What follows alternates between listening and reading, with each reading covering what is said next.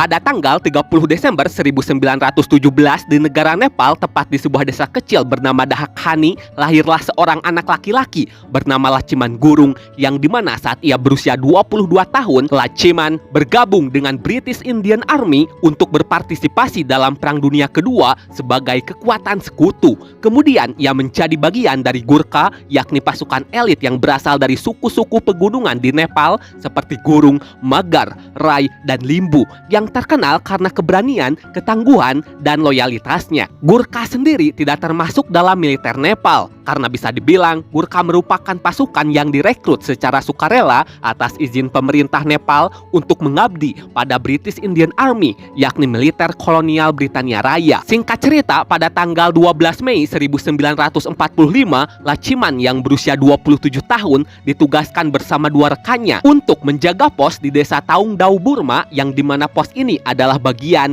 dari batas pertahanan utama. Menariknya, pos ini sangatlah strategis, baik itu untuk bertahan maupun menyerang. Bayangkan saja, pos ini berada di medan berbukit dan dikelilingi hutan yang lebat yang memberikan perlindungan alami. Gilanya, untuk bisa mendekati pos ini, musuh hanya bisa melewati jalan kecil yang sangat sempit dan tak bisa sambil sembunyi-sembunyi. Waktu terus berlalu. Tepat pada dini hari 13 Mei, sekitar pukul 1 dini hari, kurang lebih 200 tentara Jepang melancarkan serangan mendadak ke tempat Lachiman berada. Namun, pasukan Jepang yang tak bisa maju dalam jumlah banyak memutuskan untuk melemparkan 3 granat. Kala itu, Lachiman dan dua rekannya yang sedang berada di parit tidak siap menerima serangan mendadak dari Jepang. Namun Lachiman masih bisa melempar 2 granat keluar dari parit, tapi granat ketiga gagal ia singkirkan, dan granat tersebut tentu saja meledak di tangannya. Dua rekannya gugur seketika, namun ajaibnya Lachiman selamat meski mengalami luka yang sangat parah. Bisa dibilang tangan kanannya hancur, lalu wajah, kaki, dan tubuh bagian kanannya terluka parah meski tidak separah tangannya yang hancur. Dengan hanya menggunakan tangan kiri, Lachiman mengangkat senapan Lee Enfield, yakni senapan panjang yang sebenarnya dirancang untuk digunakan dengan 2 tangan,